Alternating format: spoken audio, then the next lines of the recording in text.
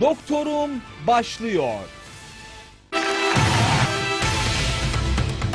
Eşiniz, yakınlarınız horlamanızdan şikayetçi mi? Sürekli horlayanların uykuda ölüm riski daha mı fazla? Hoş geldiniz. Hoş bulduk efendim. Siz kendinizi böyle daha önce hiç... Yok. Şimdi de görmediniz gerçi, hala içerideydiniz. Yok. Kabul etmiyormuşsunuz. Artık kabul Şimdi eder gördükten herhalde. sonra kabul ediyorum tabii de. Öncesinde Ben duymadığım için kabullenemiyorum. Yani horladığınız vakit duymuyorsunuz zaten. inanmıyorum diyordunuz.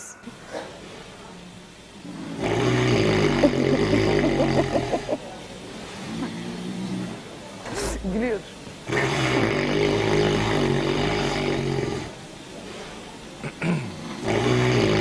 Verirken mi horluyor alırken? Nefes verirken mi horluyor alırken? Bilmiyorum ki. Ona dikkat etmedim. Şimdi artık şöyle söyleyelim. Gerçekten. Bütün eşler dikkat. Evinizde doktoruma gönderilecek bir kamera olabilir. Yani. Evet. Peki bu kaç senedir böyle? Biz 30 yıllık evliyiz. 30 yıldır bu böyle. Şaka yapıyorsunuz. Gerçekten. 30 yıldır. Evet. Yani Gençken de yaşla falan horluyordu. değişmedi. Yaşla alakası yok herhalde. Hiçbir zaman da kabullenmediği için tedavi olmayı da yanaşmadı. Peki aslında siz 30 yıl diyorsunuz, bu bir güzel bir süreç bir taraftan. Belli aşkla bakıyorsunuz ama 30 yıllık süreci siz bize anlattınız. İzleyicilerimize müsaade ederseniz paylaşalım. Tamam. Sonrasında tekrar stüdyomuzda buluşalım.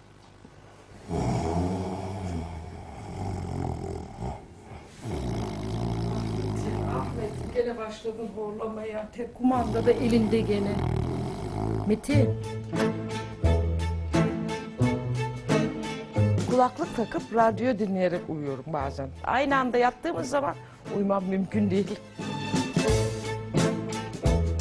Metin Bey kabul etmiyor. Metin horluyorsun diyorum, uyandırıyorum onu bazen gece. Ben horlamam diyor bana ama sürekli horluyor yani.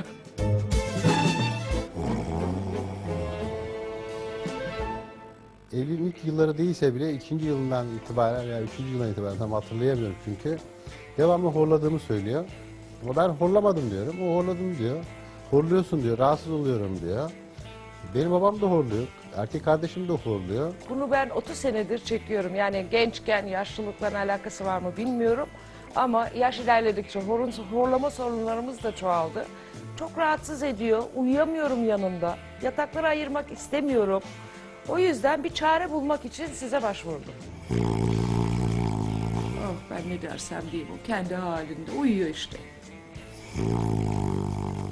Doktora gitmeyi hiçbir zaman kabul etmedi. Metin git dedim, çaresine bak dedim. Babası da horlar. Babama soruyorum. Baba sen gittin mi diyorum. Oğlum işte ben şunu aldım faydasını görmedim. Şunu yaptım faydasını görmedim. O bende ön denek oluyor. Ondan fayda göremediyse ben de gitmiyorum. Yani o bir şeyden faydalansaydı belki düşünürdüm. Bana yardım edin, eşimin şu horladığını ona ispat edin ve onun çaresini bulun ve bizi kurtarın demek için müracaat ettim. Değerli izleyiciler, Doktorum ekibi olarak efendim biz bugün Fatma ve Metin Kılıç çiftinin evindeyiz. Küçük bir test yapacağız. Yerinde tespit izin verdiler kendileri de. Yatak odalarına kuracağız kameramızı. Bakalım gerçekten Metin Bey'in bu sorunu var mı?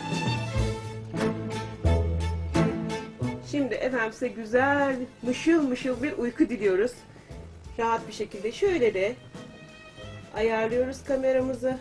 Size iyi uykular diliyorum.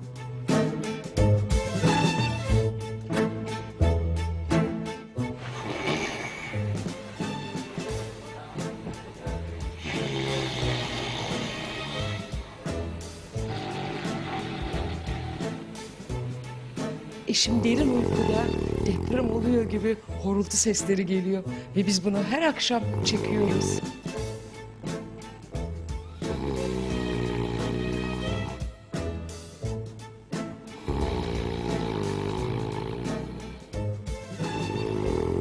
Metin. Metin, deprem oluyor zannettik ya. Metin Bey. Hep böyle. Hiç beni dinlemiyor. Gelin de bunun yanında uyuyor.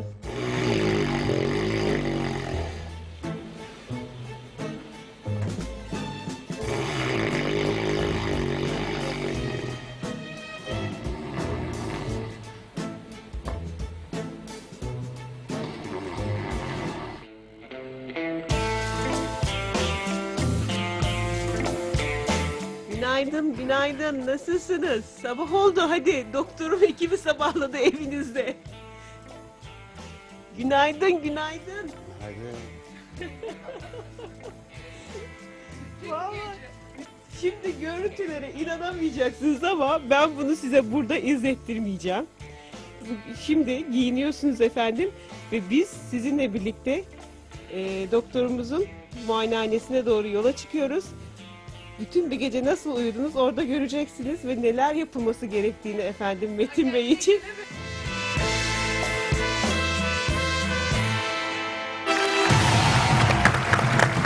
Ekibimiz gece gündüz iş başındaydı. Aynen öyle. Vallahi yani. Öyle oldu. Şaşkın şaşkın kendiniz Bir izliyordunuz. şey soracağım Çok size. şaşırdım. Sabahları nasıl kalkıyorsunuz? Yani yorgun kalkıyor musunuz? Ya da Sabah- kaç saat uyuyorsunuz mesela bir gecede ortalama? 6, 7, 8. 6-8 saat uyuyorsunuz. Arasında Peki uyuyorum. sabah yorgun kalkıyor musunuz? Yani sabah çok yorgun değilim ama bu ense köküm. Buraları hep terleyerek kalkıyorum. Genelde yani soğukta bile olsa Bu boyun çevresinde bir ıslaklık var. bu ense tarafım bayağı terliyor. Farklı bir yöntemden söz edeceğiz. Yöntemlerden bir tanesi daha doğrusu anlatmak üzere de çene yüz protezi uzmanı, diş hekimi aynı zamanda Doktor Tuğrul Saygı'yı davet ediyoruz. Hoş geldiniz. Hoş gelmemişsiniz.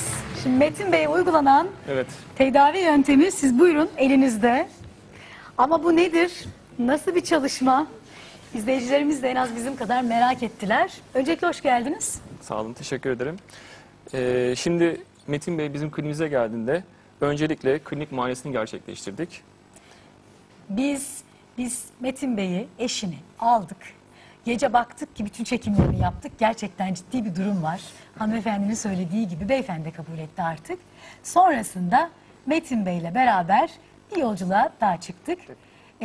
Ve çok önemli bir bölüme geldik. Yöntemlerden bir tanesi. Ameliyat deyince hanımefendi biraz tedirgin oldu ama oraya gelmeden önce belki birkaç yöntem var. Bu onlardan bir tanesi. İzleyelim, sonra stüdyomuzda buluşalım.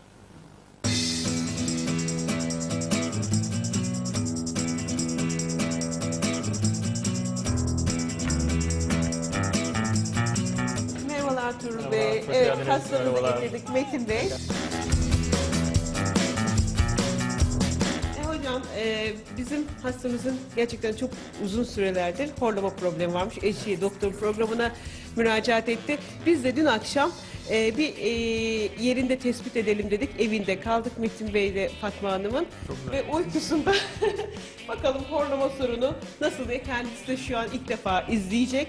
İnanamıyor çünkü ben pek horlamam diyor. Şimdi şöyle. Zaten genelde böyle olur. Evet, inanmıyorlar. Bakın. Bu sizin o sahibi. Duyuyor musunuz? Benim nefes benden değil. Duyuyor musunuz siz Bu kadar efendim? gürültüsü. Ya Fatma Hanım'ın dediği kadar varmış değil mi? Vallahi şaşırdınız değil mi efendim? Şaşırdım yani ben. Şok oldum Şok diyebilirim diyorsunuz yani. yani. Şoktayım.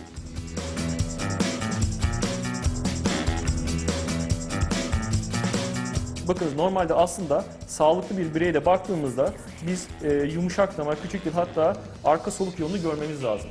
Fakat gördüğünüz üzere dil aynen bir tıpa gibi hava yolunu kapatmış.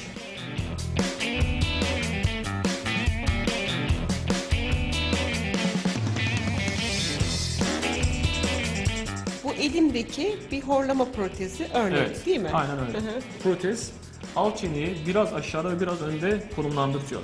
Çünkü bunun nedeni, bu hastalığın nedeni yutak bölgesindeki kasların gevşeyerek arkaya doğru yığılması. Şimdi hastalığımızın alt ve üst çenelerin ölçülerini aldık.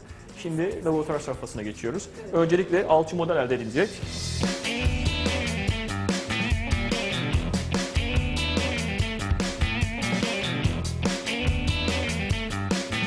Şimdi öncelikle protezi takacağız.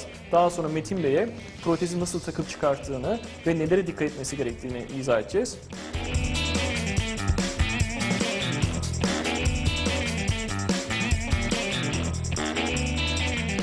Metin Bey buyurunuz. Horlama protezi hazır. Artık bu geceden itibaren rahat bir şekilde, horultusuz bir şekilde uyuyacaksınızdır. Hocam elinize ayağınıza sağlık. Sağ olun. Çok teşekkür ederim. Stüdyomuzda bakalım Fatma Hanım'dan bütün gerçekleri öğreneceğiz. İnşallah artık 30 yılın sonunda horlaması kesilecek. İnşallah.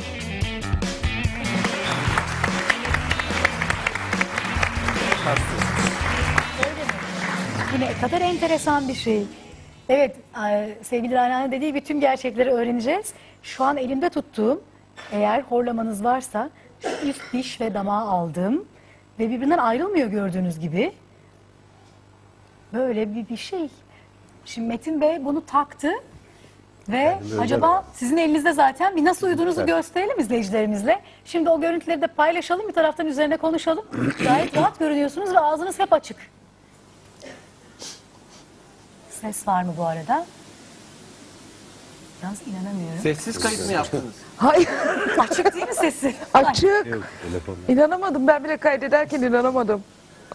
Sanki az önceki Metin Bey bu Metin Bey değil. Ve döndü de yani hiçbir şekilde yanda yattı, karnının zaten üstüne sırt de üstü yattı. yatıyor. Şimdi bu ilk yatış anıydı da. o Her yüzden. pozisyonda da yattı. Peki Evet. ne yapıyor bu protez horlamayı kesti? İsterseniz görseller üzerinde anlatalım. İsterseniz siz ben bunu vereyim mi? Burada aşağı yukarı bize Tamam. gösterin. Şimdi- Görselleri de ekrana verebiliriz. Şimdi normal çene ilişkilerinde üst çene alt çenenin önündedir. Şu şekilde kapanır. Şimdi bu hastalığın nedenine baktığımızda dil, küçük dil ve yumuşak damağın gerginliklerini kaybederek arka hava yolunu daraltması ve bazen de tıkanmasıyla sonuçlanan bir hastalıktır bu. Şimdi protez alt ve üst dişlere oturarak, ki sadece dişler üzerine oturuyor, alt çeneyi aşağıya ve önde konumlandırtarak buna bağlı olarak da dili de öne doğru konumlandırtıyor ve yumuşak damağı çalıştıran kasları da gerdirerek arka hava yolunu açıyor ve böylelikle horlama ve uyku apnesini engelliyor. Yani alt çeneyi öne çekiyor, dili de çekiyor. Aynen. Ve böylece arkaya tıkamasını engelliyor. Aynen öyle protezi. çalışıyor, evet. Peki bu kadar basit plastik bir şey dişlere takılan nasıl bunu beceriyor? Yani onlar birbirine mi monte oluyor, yapışıyor? Protez tek parça halinde hazırlanıyor. Tekrar bir gösterelim mi? Evet. Şurada arada bir Ayrılmıyor bölüm var yani ki onlar. ayrılmıyor. Yok, hayır. Evet. Tek parça halinde ve uygun açıda çeneyi kilitliyor. Uygun açıda çeneyi Evet tabii, kilitliyor. yani herkesin çene yapısı, diş yapısı farklı olduğu için yani herkesle baktığımızda protez aynı şekilde olmayacaktır. Zaten bu protezin en büyük özelliği kişiye göre yapılıyor. Evet.